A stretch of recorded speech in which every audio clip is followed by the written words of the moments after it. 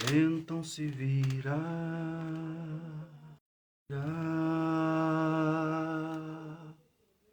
o Filho do Homem,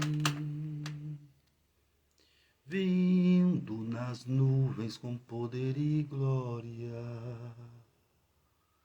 porque assim como o relâmpago que sai do Oriente se mostra no Ocidente, há de ser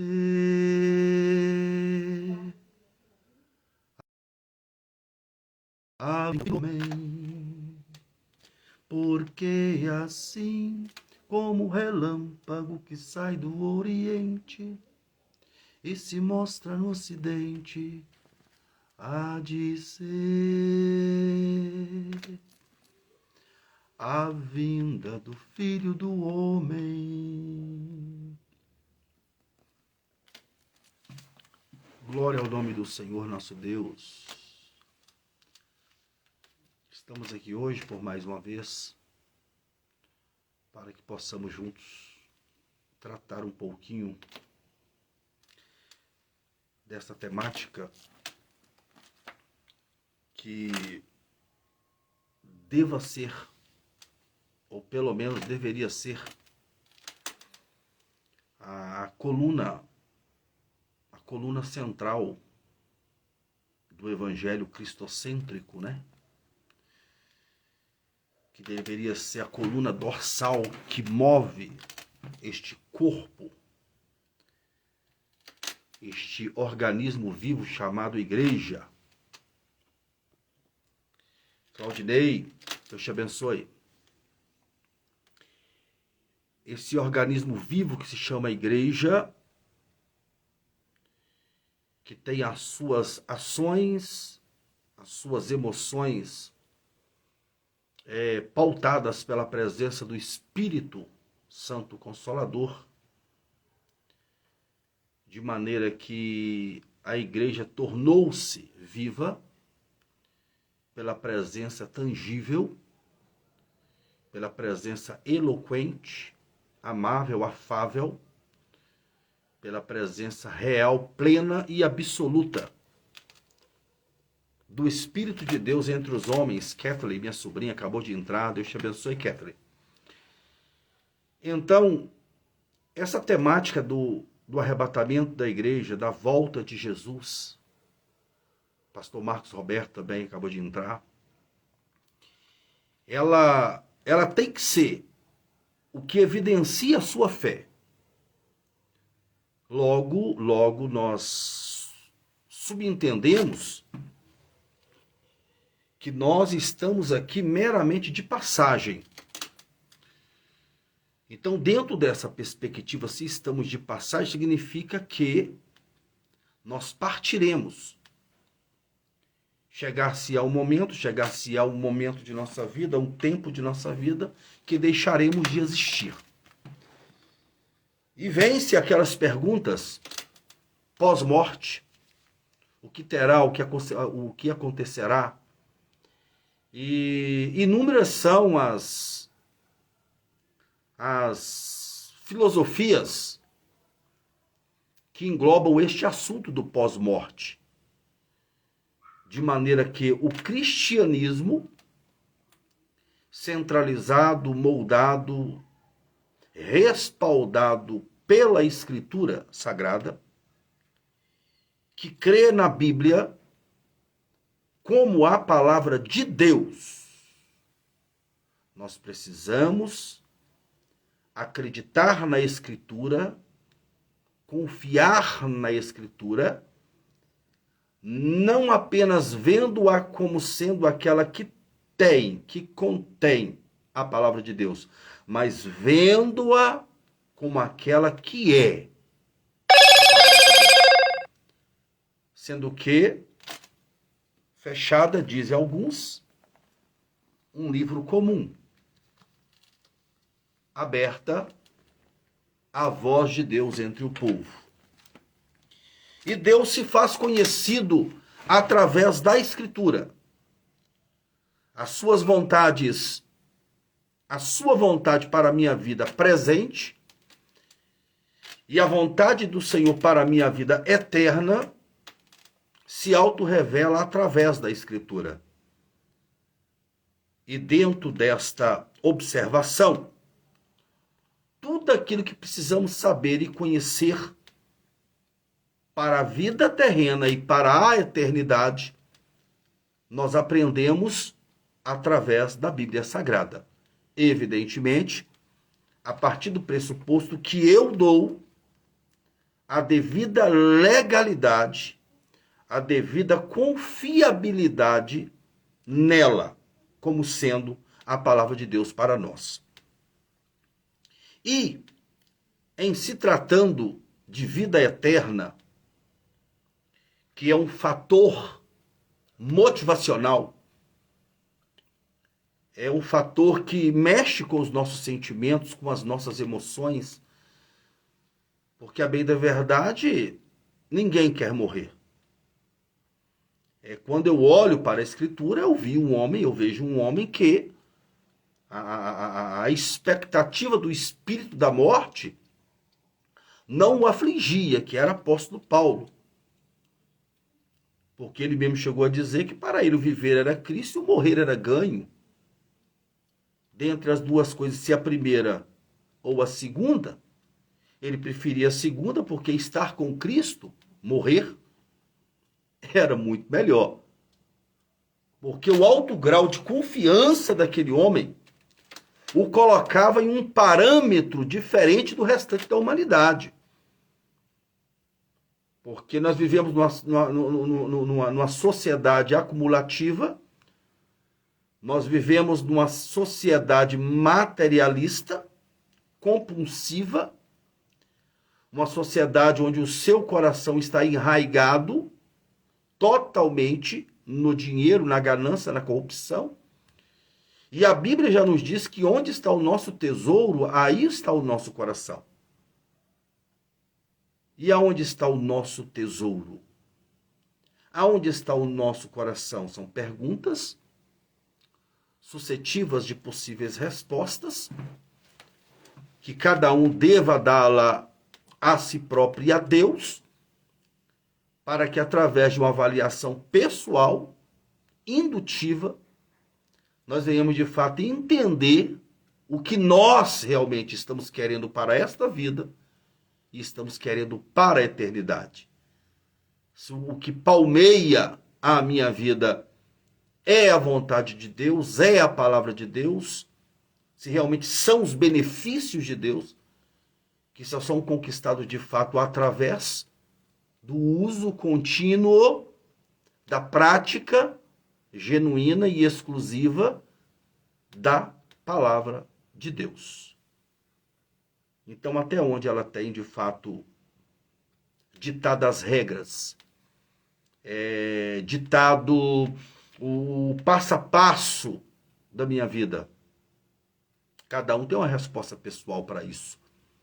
De certo que nós sempre precisamos melhorar em relação a essa necessidade de dar a exclusividade devida à vontade de Deus através da Escritura, que ela possa, de fato, ser a bússola que nos orienta o caminho.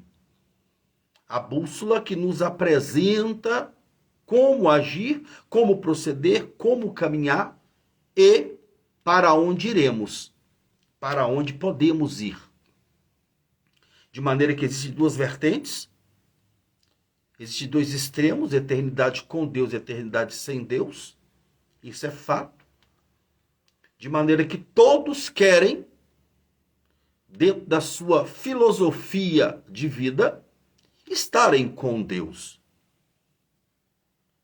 Só que para estar com Deus existem parâmetros, existem medidas, existem situações que eu deva colocar em prática para que venha evidenciar, para que venha ratificar a minha vida, a possibilidade, de fato, de ter uma eternidade com Deus.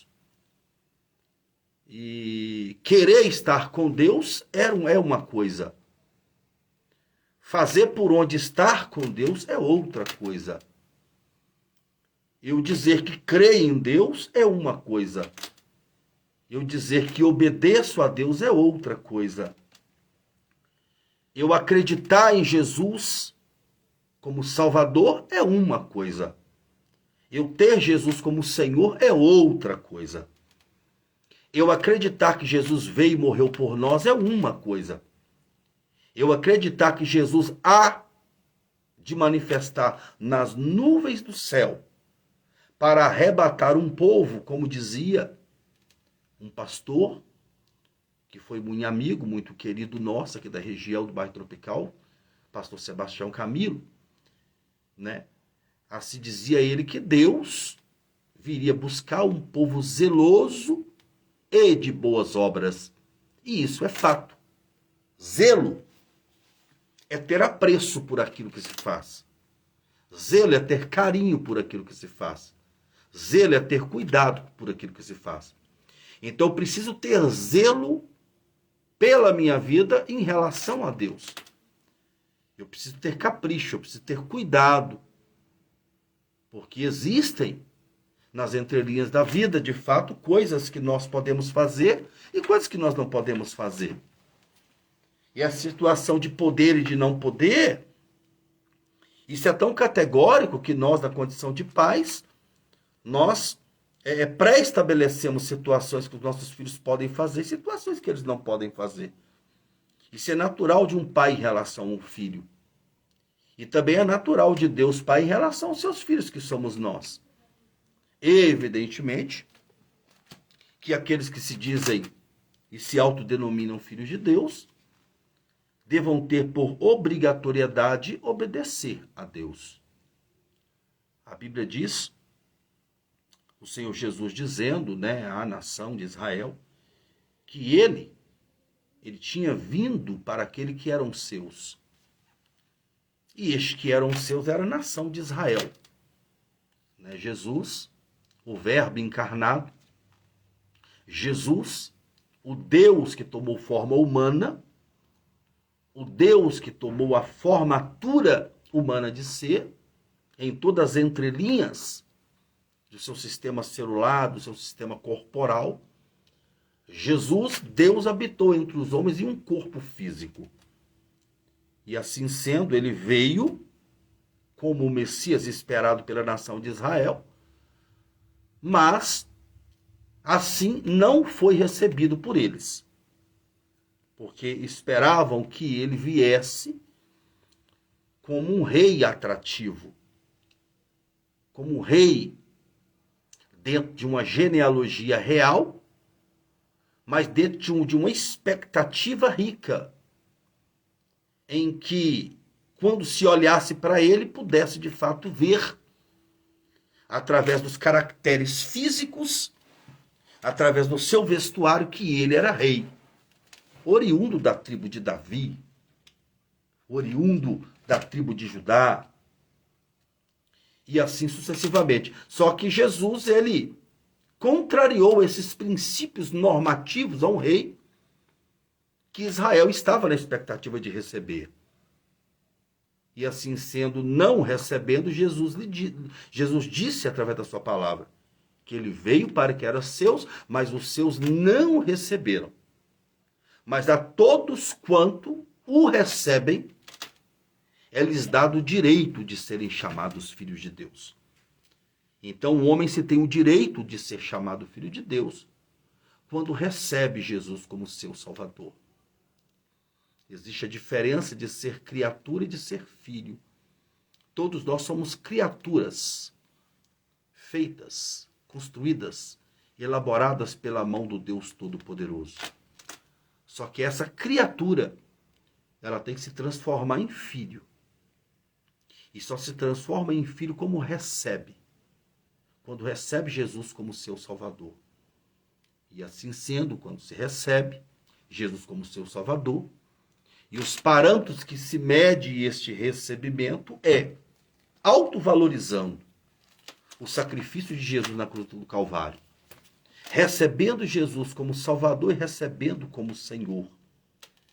E quando se recebe Jesus como Senhor, é automático que eu, na condição de tê-lo como Senhor, eu me torno seu escravo. E apóstolo Paulo, por inúmeras facetas dos momentos escriturísticos que ele assim escreveu, assim dizia ele: eu, Paulo, servo do Senhor. Eu, Paulo, escravo do Senhor. E o escravo não tem direitos próprios. O escravo vive em função de satisfazer a vontade do seu senhor. E esse posicionamento de nos tornarmos escravos do Senhor Jesus. Não existe nada dentro dessa contextualização que venha gerar pasmo, que venha gerar tristeza, que venha gerar ausência de nobreza e se tornar escravo de Deus ou escravo de Jesus. Antes, pelo contrário. A única situação que se tem de um escravo ter alegria plena e genuína é quando ele é escravo de um bom Senhor.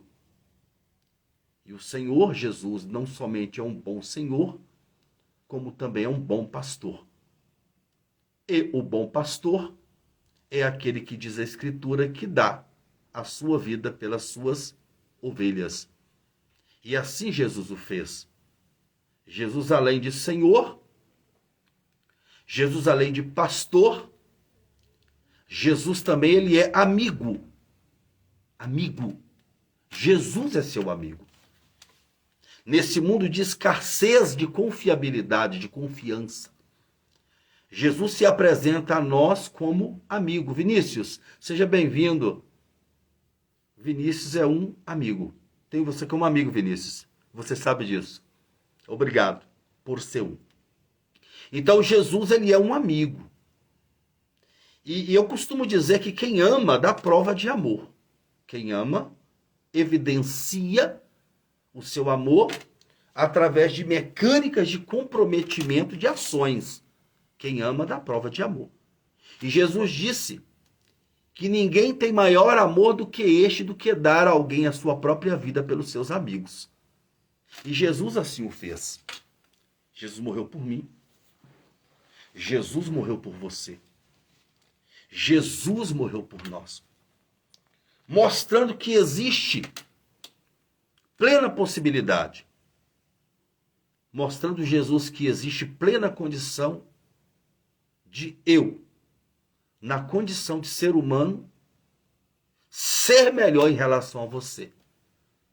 E de você ser melhor em relação a mim, em meio a essa sociedade perversa, corrompida, pervertida, e que em boa maioria batem a mão no peito e dizem ser filhos de Deus.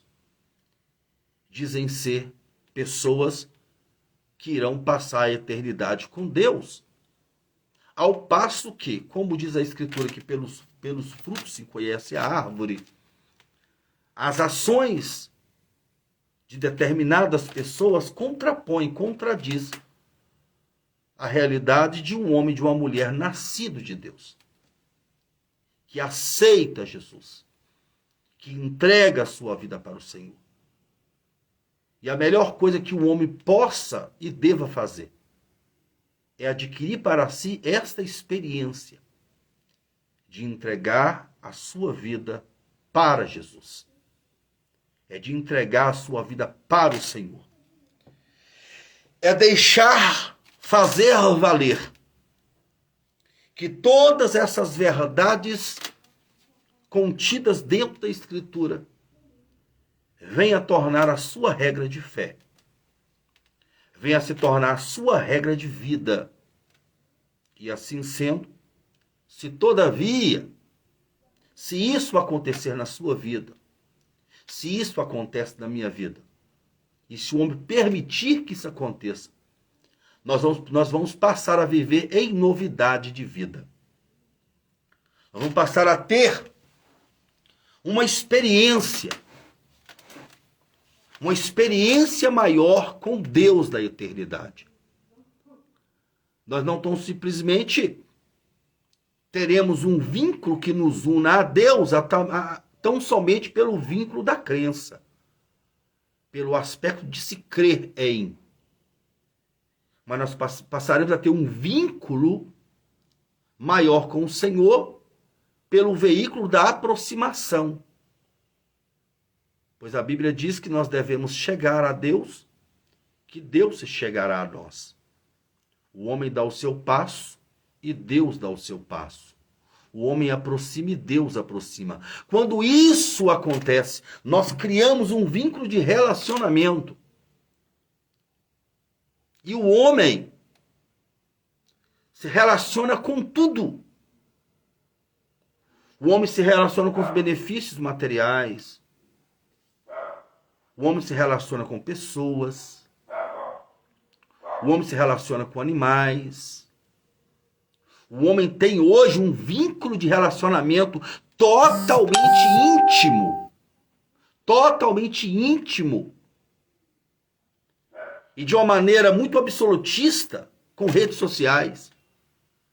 Um relacionamento que o homem, se for contabilizar dentro da matemática do dia, ele perde mais da metade dos dias, às vezes, relacionando-se através das entrelinhas das vias sociais, fazendo com que a sua vida se torne mecânica, né?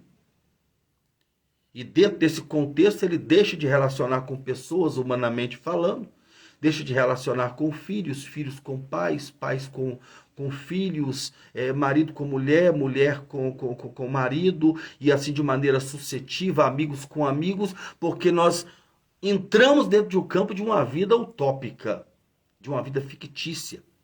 Porque vários são os vínculos de relacionamento que temos. E, por muitas das vezes, essa via de relacionamento ela se perde no que diz respeito a relacionar-se de fato com Deus.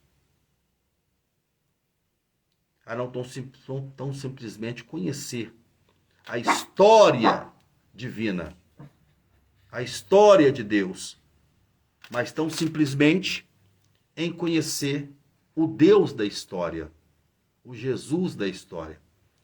Não repara os latidinhos de cachorro não, que eu tenho muitos aqui em casa. E é assim, às vezes o cão se levanta, né? Para poder quebrar um pouco o gelo. Mas deixa eu vos falar. Nós precisamos criar esse vínculo de aproximação com Deus. E esse vínculo de aproximação, ele só acontece através disso aqui.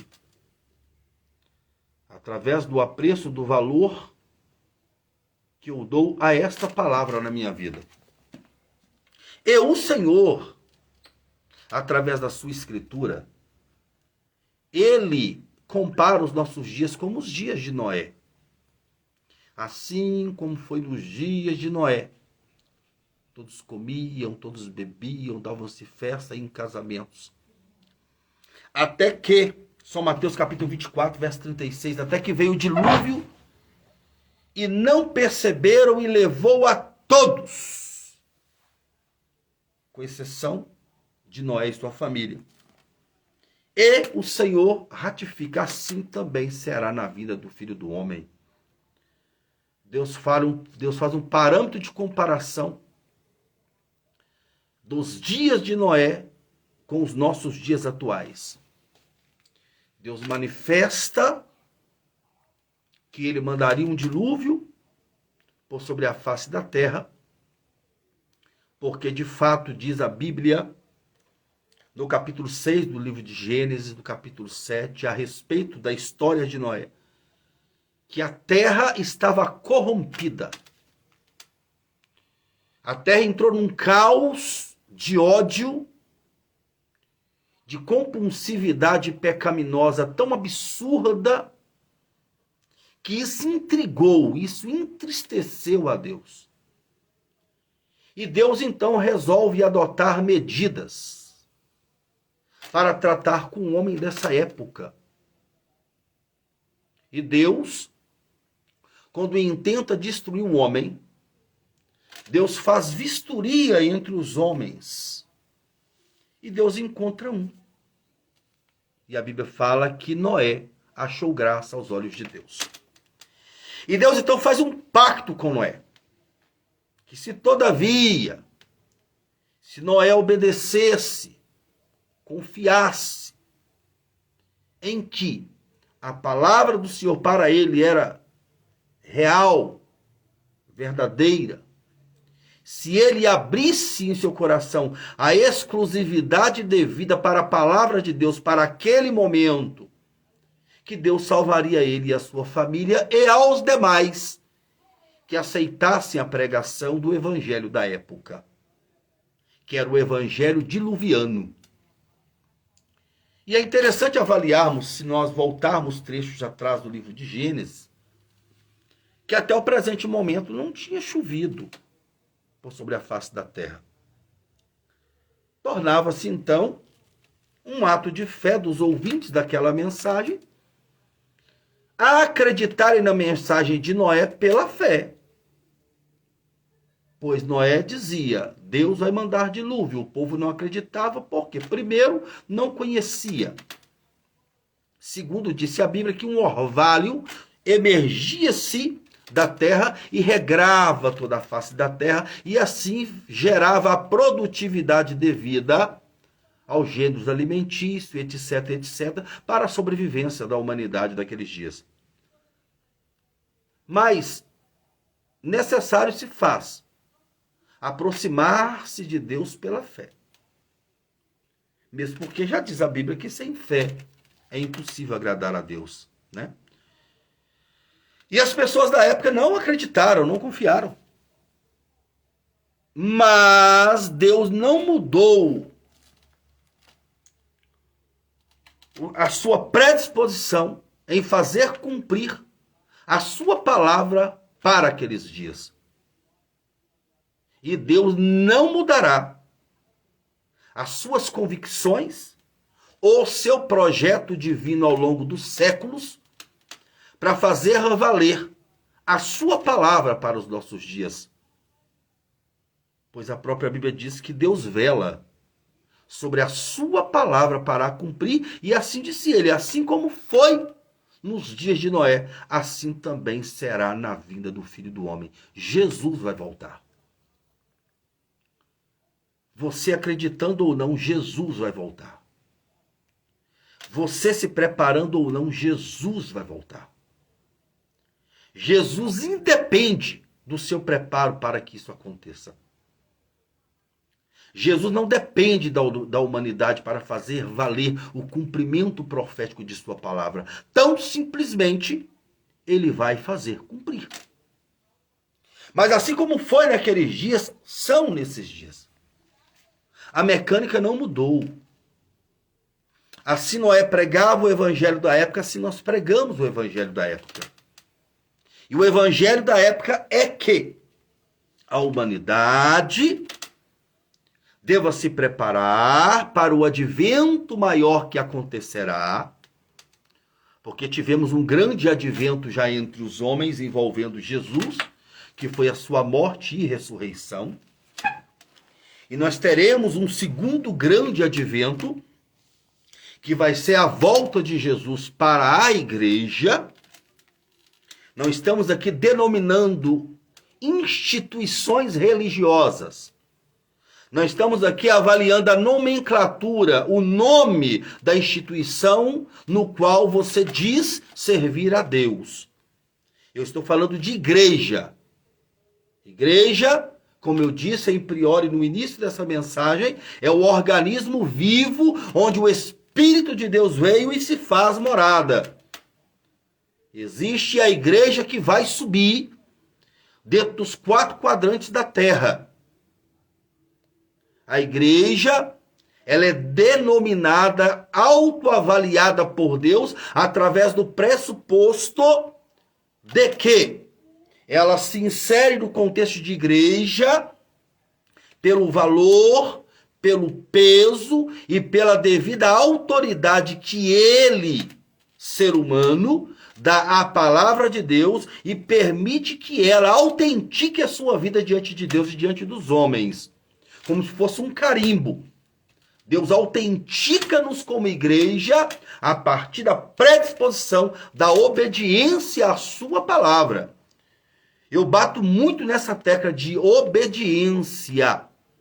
Nós precisamos obedecer à palavra do Senhor nesse século presente, porque a ausência dessa obediência àqueles dos dias de Noé é que foi o carro-chefe de juízo eminente de destruição de suas vidas, pelo fato de não terem obedecido à palavra de juízo de Deus para aquela época.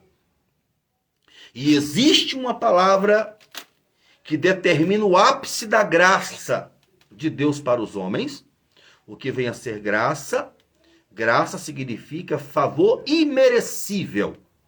Nós não merecemos, mas a graça de Deus quer nos atingir através do sacrifício expiatório de Jesus lá na cruz do Calvário, onde ele derrama o seu sangue, onde ele verte o seu sangue para salvar a humanidade. E a Bíblia nos diz, através de Pedro, que a nossa salvação não foi comprado com ouro, não foi comprado com prata, nem com a nossa vã maneira de viver. Então, isso descarta o poder aquisitivo, isso descarta o enriquecimento do homem, isso não consegue denominar valores humanos à salvação. Eu não tenho condição de pagar pela minha salvação. E disse o salmista que se eu intentar pagar pela minha salvação, os meus recursos se esgotariam antes. Porque o preço de nossa salvação não se paga com subterfúgios humanos. Não se paga com materialismo humano. Não se paga com ouro e nem com prata. Mas já foi pago por um alto preço, que é o sangue do Cordeiro de Deus que tira o pecado do mundo, a saber, Jesus Cristo, o nosso Salvador, e deva ser o nosso Senhor. Então, para nos tornarmos igreja, precisamos ser lavados, precisamos ser redimidos, precisamos ser purificados pela palavra de Deus e tendo a lavagem da redenção pelo sangue de Jesus, dando nós de fato o devido valor a este sacrifício, para que assim sendo o nosso nome venha a ser escrito no livro da vida. E a Bíblia diz em Apocalipse que aqueles que não foram achados seus nomes escritos no livro da vida serão lançados no lago de fogo. Então precisamos ter o nome escrito lá. Para termos o nome escrito lá, precisamos aceitar Jesus como Salvador, aceitar Jesus como Senhor e darmos credibilidade à pregação do Evangelho que permeia os 4 cantos do planeta hoje, neste momento agora, dizendo que Jesus vai voltar para buscar um povo zeloso e de boas obras. Permita que a sua vida esteja inserida nessa verdade. Permita que o seu coração tenha desejo de captar para dentro de você, nas entrelinhas da sua vida, na profundidade do seu ser, lá no âmago da sua alma, aonde eu não posso chegar, aonde eu, Maurício, não posso ir. Mas a palavra de Deus, dita por Hebreus, viva e eficaz, mais penetrante do que espada alguma de 2 gumes, possa penetrar até a sua divisão de juntas e de medulas, de alma e de espírito. E é apta para discernir pensamentos e intenções do coração. Possa ser introduzida, inserida dentro de você, produzindo gozo da salvação, produzindo desejo pela salvação, produzindo esse desejo de conhecer o que é isso de fato. E não tão simplesmente ser um ouvinte superficial e artificial.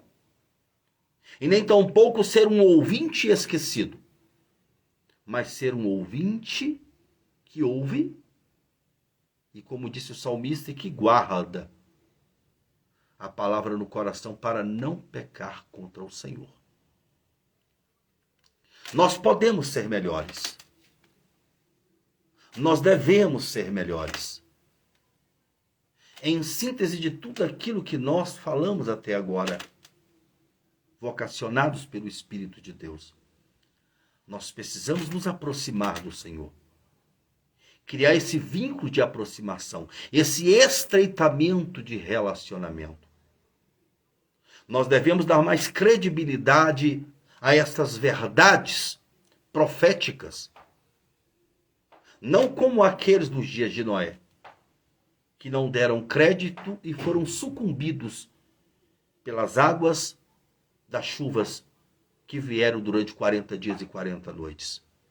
Mas Noé, juntamente com a sua família, foram salvos, porque adentraram para dentro da arca. E algo me chama muita atenção a respeito de Noé. A Bíblia diz que andava Noé com Deus. Com quem temos andado? Com o que ou que estamos andando? O que estamos fazendo de nossas vidas em relação a Deus? Como temos agido em meio a essa eminente catástrofe mundial, onde os seres humanos corrompidos pela avareza, que é a compulsividade desastrosa, absoluta, pelo dinheiro, pelas riquezas. O que temos feito em relação a tudo que temos visto? O que temos feito em relação a todos os sinais que ratificam e que evidenciam algo dentro da esfera do sobrenatural aos olhos da humanidade e dentro de uma repercussão mundial que há de se acontecer? Não precisamos ter um conhecimento tão profundo teologicamente falando para chegarmos à conclusão que algo está para acontecer de muito ruim.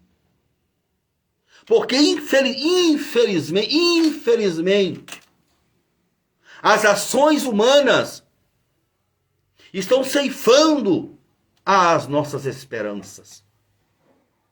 De maneira de que não se tem condição, possibilidade de confiar no homem como amigo, como ajudador, como companheiro. Que não se tem condição de confiar no homem para entrar dentro do campo do amor, da confraternização. Porque dentre os sinais que elucidam a volta de Jesus, a Bíblia diz em Mateus 24 que o amor de muitos se esfriaria, e nós estamos vendo isso sendo materializado dia após dia, de acordo com ações proporcionadas por seres humanos, que de humano não tem nada, se comportando de maneira irracional, produzindo desconforto, produzindo atrocidades, sendo permeado pelos espíritos imundos, pelo espírito que um dia repousou sobre Adolf Hitler, por espíritos que repousaram sobre os Césares, que apregoaram um desvairo compulsivo pela matéria, sitiando povos e povos e povos, disseminando mortes através das grandes conquistas romanas. E os espíritos herodianos, os espíritos ritelianos, os espíritos cesarianos estão aí acoplando os grandes líderes mundiais, massacrando a humanidade em prol ao seu bel prazer, em prol à conquista mundial de se tornarem grandes nações, ajuntando então tesouros aqui, a custo de ferro e fogo, a custo de massacre, de elaboração de doenças que vêm disseminar pessoas e pessoas, assim como foi esta, que ainda está em evidência entre nós do Covid-19. O que estamos esperando mais para nos abraçarmos ao Senhor? O que estamos esperando para podermos nos envolvermos mais com as coisas de Deus? Que sinais estamos esperando ainda mais para que possamos ter um mínimo de senso, um mínimo de capacidade racional de chegarmos à conclusão de que nós precisamos de Deus? Olha,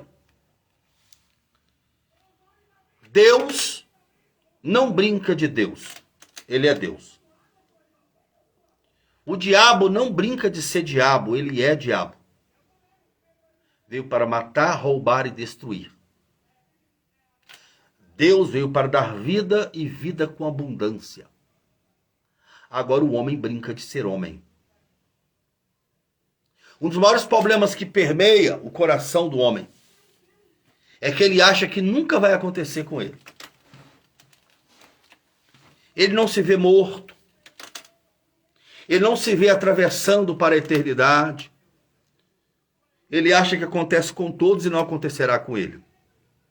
Pobre coitado. Pois todos nós estamos fadados a passar por situações que podem refletir na nossa eternidade. Uma das últimas mensagens que nós ministramos em uma de nossas lives, falando sobre escolha, Deus fala assim: eis que hoje tenho te proposto a vida e a morte, a bênção e a maldição. Escolhe, pois, a vida, para que vivas tu e descendência. Escolhe, pois, a vida, para que vivas tu e a tua descendência. Então nós precisamos, meus irmãos, permitir. Nós precisamos, de fato, permitir que Deus nos aponte o caminho a ser seguido. Em nome de Jesus, eu peço a você que não seja desleal com você mesmo. Eu peço a você que não seja covarde com você mesmo. Mas permita-se conhecer um pouco mais da Escritura. Permita-se conhecer um pouco mais daquilo que chamamos de escatologia bíblica, que são e que é as doutrinas das últimas coisas. Permita no seu dia a dia adentrar para dentro disso aqui. Isso pode mudar a sua vida. Porque isso tem mudado a minha vida. Isso tem feito de mim, a palavra de Deus tem feito de mim um homem feliz. Tem feito de mim uma pessoa que tem abrido leques para lutar, para ser uma pessoa melhor, para lutar, para ter condição de estar aqui te aconselhando. Ou seja, Eu não poderia nunca estar aqui te aconselhando a respeito de eternidade, a respeito de vida com Deus, se eu não tivesse com a minha vida pautada pela Escritura. E a Bíblia diz: quem intentará acusação contra os escolhidos de Deus, sendo que é Deus quem os justifica? Deus os justifica. A partir do momento que nós lutamos para sermos obedientes à sua voz, obediente ao seu desejo, obediente à sua palavra, e que Deus possa de maneira sucessiva, de maneira contínua, trabalhar o seu coração, trabalhar as suas vontades, para que a sua vontade, ainda que alicerçada pelo livre-arbítrio, mas que você tenha condição, poder de decisão, de optar pelo Senhor, de optar pela sua palavra. Que Deus te abençoe, que Deus te guarde, que Deus te prepare para ser uma pessoa melhor enquanto aqui você estiver. Que Deus te condicione para que você possa galgar a condição de ter um crescimento diante do Senhor, até alcançar a estatura de varão perfeito. Que Deus permita que a palavra venha até a completude necessária na sua vida, no seu ser, para que você seja canal de bênção por onde você andar. Que possa cumprir em você a palavra que cumpriu em Noé, a palavra que cumpriu em Enoque, e andava Noé com Deus, e andava Enoque com Deus, e que você possa também andar com Deus. E eu estou aqui como seu amigo, como seu companheiro, na condição de um homem direcionado por Deus para lutar para que a sua vida e a nossa vida seja uma vida melhor na presença de Deus. Eu não estou aqui te apresentando riquezas materiais. Eu estou aqui te apresentando o que está em 6,33 de Mateus. Buscai primeiramente o reino de Deus e a sua justiça, e todas as outras coisas, as demais coisas, lhes serão acrescentadas. Mas que, enquanto essas demais coisas não lhes sejam acrescentadas, porque elas serão, é promessa do Senhor, que não te falte fé para acreditar nisso. Que não te falte fé para acreditar que existe sim uma eternidade com Deus, uma eternidade sem Deus. Que não te falte fé para ter as suas convicções aprimoradas pela palavra do Senhor, pela vontade de Deus. E como diz as Escrituras, que os passos de um homem bom são confirmados pelo Senhor. Que você seja uma pessoa boa. Que você seja uma pessoa agradável. Que você seja uma pessoa sociável. Que você seja uma pessoa temente. Que você seja uma pessoa justa. Que você seja uma pessoa reta. E que a graça e a misericórdia de Deus superabunde sobre a sua vida de maneira extraordinária. Sendo que você possa viver o melhor de Deus na terra, em nome de Jesus. Eu te convido a se inscrever no nosso canal lá no YouTube. Essa mensagem vai estar indo para lá. E eu preciso de 1.000 pessoas inscritas lá, meus queridos, para que nós possamos fazer as lives por lá, tá? O nosso objetivo, ele é totalmente missionário. É fazer com que a palavra do Senhor aprimore vidas que já servem ao Senhor, que alcance vidas que não estão servindo ao Senhor e que traga de volta pessoas que estão paradas em relação ao Senhor. Para isso acontecer, a palavra tem que ser pregada em tempo e fora de tempo. E as mecânicas para se pregar estão aí, né? Nas igrejas, nas ruas, como disse Jesus, em becos, em atalhos evalados, né? Nas ruas, subindo, descendo, pregando para grandes, para pequenos, para morenos, pretos, negros, brancos, amarelos, mulatos, mestiços, em todas as esferas das gerações existentes, né, das nações existentes, deva ser pregado o evangelho. E um dos instrumentos é o YouTube. Eu preciso de 1000 pessoas lá.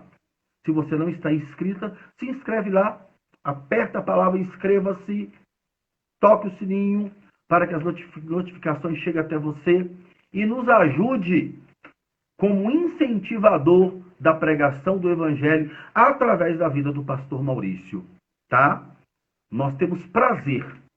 Eu poderia estar neste momento diante da televisão, assistindo a Netflix, ou diante das redes sociais fazendo outras coisas, mas não. Eu estou aqui, investindo o meu tempo na sua pessoa, investindo o meu tempo em vidas, porque foi para isso que Jesus veio. Jesus veio para transformar vidas. Foi para isso que Jesus deixou os discípulos e apóstolos. Foi para isso que Jesus deixou a hierarquia da igreja, evangelistas, pastores, presbíteros e diáconos. Foi para isso que Jesus nos chamou, para sermos apregoadores do evangelho do reino, da mensagem da cruz, da mensagem do evangelho, da mensagem cristocêntrica, da mensagem do arrebatamento da igreja. E Jesus voltará. Permita que a sua audição possa ouvir o estrogir das trombetas, possa ouvir o que está aqui em 1 Coríntios, capítulo número 15. Eu vou estar lendo para podermos concluir, colocar uma vírgula na mensagem dessa noite. Capítulo 15, a partir do versículo número 51 de 1 Coríntios. Eis que aqui vos digo um mistério. Na verdade, nem todos dormiremos, mas todos seremos transformados. Num momento, num abrir e fechar de olhos, ante a última trombeta, porque a trombeta soará, e os mortos ressuscitarão incorruptíveis, e nós seremos transformados. Porque convém que isso que é corruptível se revista da incorruptibilidade, e isso que é mortal se revista da imortabilidade. E quando isso que é corruptível se revestir da incorruptibilidade, e isso que é mortal se revestir da imortabilidade, então cumpre-se-á a palavra que está escrita: tragada foi a morte na vitória. Mas esta palavra só vai cumprir na vida daquele que crê. Esta palavra só vai cumprir na vida de quem tem esta esperança. Esta palavra só vai cumprir na vida daqueles que deixam esta palavra cumprir na vida deles. Sejam assim como eu. Deus te abençoe. Eu oro por você e você ora por mim. E permita-nos, Deus, que possamos entrar no céu pelas portas juntos. E eu oro por você, Senhor, meu Deus e Pai. É no nome bendito de Jesus Cristo, seu Filho amado, que eu abençoo esta vida. Que eu abençoo estas vidas que estarão por detrás desta mensagem. E que tu possas impactá-las de maneira tal que elas possam ter mudança de posição, mudança de comportamento, possam refletir a respeito das verdades do Senhor, possam refletir a respeito das mensagens proféticas do Senhor, de que o Senhor irá retornar para nos buscar. E que eles possam estar inseridos dentro dessa grande massa de pessoas chamadas de igreja, que ouvirão o estrogir da trombeta, que ouvirão e sentirão os anjos do Senhor vasculhando os 4 cantos da terra para poder arrebatar a sua igreja. Aleluia! Louvado seja o teu nome por isso, Senhor, e que tu possa fazer com que todos, a começar por mim, que estão nesse momento ouvindo essa oração possam ser impactados pelo gozo e pela alegria eterna, aleluia, de ter o sentido, a vontade e o desejo aguçado por essa rica promessa esperançosa que é a volta do Senhor. Deus te abençoe, Deus te guarde, em nome de Jesus. Paz do Senhor.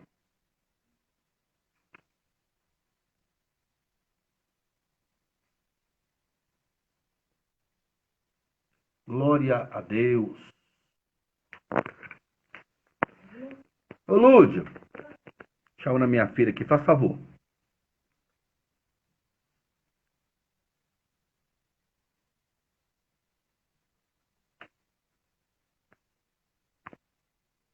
Onde que a gente aperta para poder enviar aqui?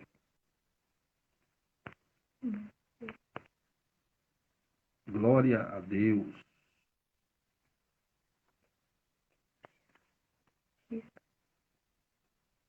No X, não? Pra acabar a live?